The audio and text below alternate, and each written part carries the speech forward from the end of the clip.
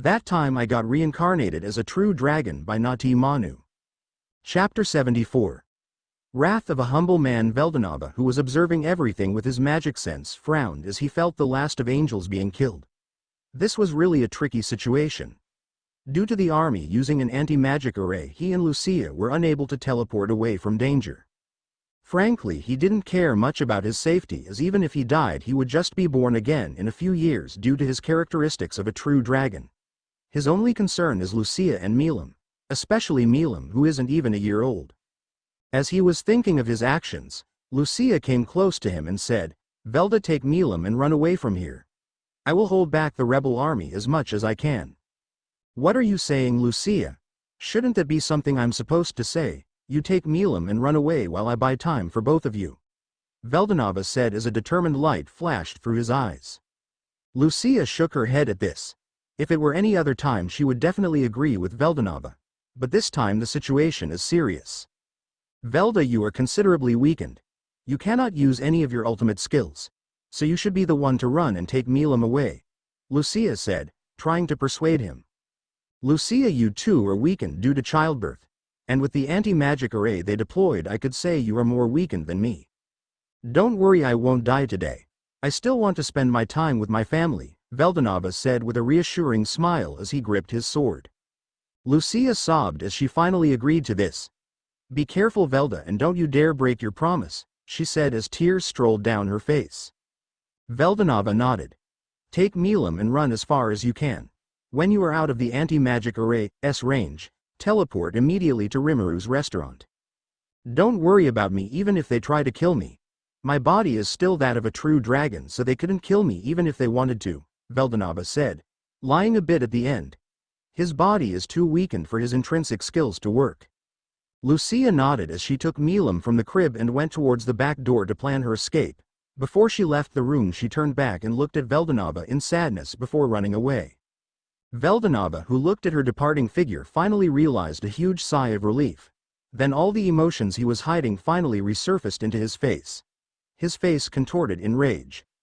Vinava could be said to be a very humble and kind man. But even this man has a reverse scale. And now these humans have hit his reverse scale, his family. He gripped his sword and went outside to confront the intruders who dared to intrude on his home. He will show them the consequences of angering a true dragon. The enemy was approaching the house at a steady pace. After the encounter with the angels they were very cautious with their approach. Every single casualty is a huge loss to them, as all of them are elites. The one leading them were two commanders. They were leaders of the resistance. One was a middle-aged man with blonde hair and beard. If someone in the Empire were to see his face, they would realize that this man is someone who traveled with Rudra in his early days as a hero. His name is Silven de Decepto. A nobleman who was charmed by Rudra's charisma and joined on his journey to help the world from the evil clutches of Demon Lord Guy Crimson. Apart from Rudra, he is said to be the best swordsman, who was said to be comparable to a sword saint. And the other man next to him is the son of the minister who was punished by Rudra today. With his father's resources he managed to grow considerably, and apart from his strength he is renowned as the best strategist who can turn any wars to his favor. His name is Raven von Weiss, the best talent in the Empire. "So that's the house, huh?" Silven said in an indifferent tone. "Yes, according to the intel we managed to gather, this is the place," Raven said, agreeing with him. "Well then, let's get this over with. We wasted too much time on those angels anyway," Silven said as she unsheathed his blade. Just as he was about to give the order to march forward, he suddenly stopped in his tracks. The front door of the house opened and Vinava came out of it holding a katana in his hand. Although he taught Rudra how to use a Western sword, his expertise lies in handling the katana. This is because he was Rimuru's sparring partner for the longest time and he managed to integrate most of her moves to his fighting style.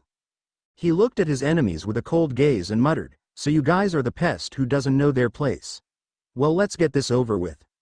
Silven, who always had an indifferent expression, finally showed a look of anger.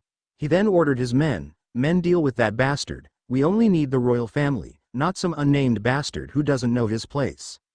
His men then all charged towards Vinava with their weapons ready. Swords, spears and numerous weapons came at him at an impressive speed. Looking at the weapons that were about to reach in a matter of a minute, Vinava didn't panic.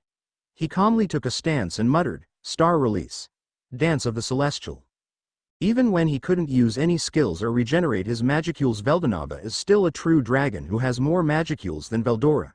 So his reserves are enough for him to fight all day. Especially when sword attacks cost less magicules than skills. Like a hurricane, Veldanava continued to attack and reap the life of enemy soldiers one after another. It wasn't until the death count reached 19 that the enemy stopped their charge. Veldanava looked at the remaining enemy soldiers with a cold gaze and released one of the new techniques he learned from Rimuru. A huge pressure was released from Veldanava's soul. This sudden pressure made the soldiers take a step back involuntarily. They had cold sweat running down their backs as they gazed at Veldanava, who was looking like an executioner. Their slowly started spirits to break. 75. Love is complicated. This is because of the technique Veldanava used. Rimuru called it Conqueror's Pressure. When released, the enemy's spirit will slowly break and will submit to the user. This technique uses the spiritual pressure released by the soul to directly attack the other party's soul.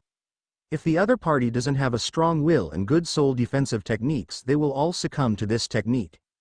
The only condition to use is to have a stronger soul than the other party, or the backlash will harm the soul itself. And in the cardinal world there is no one who has a stronger soul than a true dragon. The soldiers who had weak wills were the first to stumble down. Although they couldn't feel it, they knew something bad was going on in their bodies. They flopped down into the ground unconscious. Raven, who is the smartest of all of them, quickly realized that the situation is not good. He then used his unique skill general on his men to attack Veldanava without thinking the pressure. He theorized that whatever Veldanava is doing must be stopped before things get worse. And that was a smart move. Even when he had a stronger soul, Veldanava needed to concentrate a lot to keep the technique activated. And with the enemy soldiers attacking him, his concentration broke, making him unable to continue using the technique. After the pressure dissolved, most soldiers who barely managed to stay consciously got back into their feet. This time, however, they didn't wait for orders as they all rushed to attack Veldanava. They knew that if this guy had any breathing time, he would activate that skill again and they would be powerless. As elite soldiers, they knew that they needed to buy enough time for their commanders to come up with something to counter Veldanava. If not, they will all be killed without any way to flee. So they all left. A few dozen rushed to attack Veldanava, aiming to overwhelm him with their numbers. Raven looked at Silven and spoke indifferently, "Go keep him busy, me and my team will capture the other royal family. With them in our custody we will be able to deal with him more easily." Silven looked at him for a few moments before saying, "Okay, but remember, don't hurt Lucia. As for the child, I don't care. If possible, kill that filth in front of that bastard for him to break." His eyes held a murderous intent as he spoke of Veldanava and Milam. Raven shook his head and said, "Not possible. Our sponsor wanted the little princess unharmed, so we can't hurt her. Tisk, fine, let that filth live, but remember, don't hurt Lucia or you will become my enemy," Silven said in a cold voice before rushing towards Veldanava with his weapon raised. Raven shook his head at this and muttered, "This is why I don't want to marry. Love is too complicated." Shaking his head to clear his useless thought, he gestured his men to follow him. They had a mission to complete. Failure is not an option here. Veldanava swung his sword and blocked the sword that was about to cut him in two. He then, without any delay, kicked the person in front of him. And with another wave of his sword, the soldier was decapitated. And without even giving the corpse a second glance, he swung his sword again to parry the other swords that tried to injure him. Then went on forever. Veldanava would parry one sword and dodge another while also kicking another sword. Each move of his is like a beast that is going on a rampage. This is Veldanava's original fighting style. Unlike Rimuru, who calculates her every move to get the maximum result, Veldanava utilizes his instincts as a true dragon and fights with his whole body to maximize his offense and defense. This made him as deadly as Rimuru, since theoretically he has no weak point. Every muscle in his body is able to act according to his will, making any openings a trap for the enemy. This hypothesis has proven correct, as Veldanava is defeating multiple enemies at the same time. And furthermore, the longer the fight drags on, the better he is at breaking the enemy morale. But his momentum was quickly stopped when a giant bolt of lightning came down at him. Since his resistance skills are not working, Veldanava had no choice but to dodge to the side. That proved to be a rather poor decision, as a sword coated with lightning came down on his face. Seeing that there is no way for him to block or parry it, Veldanava used another technique Rimuru had taught him. His figure disappeared instantly and appeared a few meters away from the place he was previously. The technique he used is called Shunpo, a movement technique that is powered by soul arts. The more precisely the person could use their soul arts, the better he is at Shunpo. If mastered to the extreme, you would be able to make after images that could assist you in battle as clones. Veldanava vigilantly looked at his attacker, and turns out it was none other than Silven, who had his great sword in his hands. Lightning danced around him like it was obeying his every command. A unique skill that allows the user to manipulate lightning. This is gonna get troublesome, Veldanava thought with a grim expression. With his resistance skills sealed off, this guy is his natural enemy. Your time has come to an end, you maggot. I will make sure the end will be the most painful you could imagine. This is your punishment for taking what's mine. Silven roared as he dashed towards Veldanava. With lightning covering his whole body, his speed was greatly enhanced. So in a matter of seconds he was in front of Veldanava with his great sword swung at his head. But before he could reach his sword, could reach his target, Veldanava disappeared again.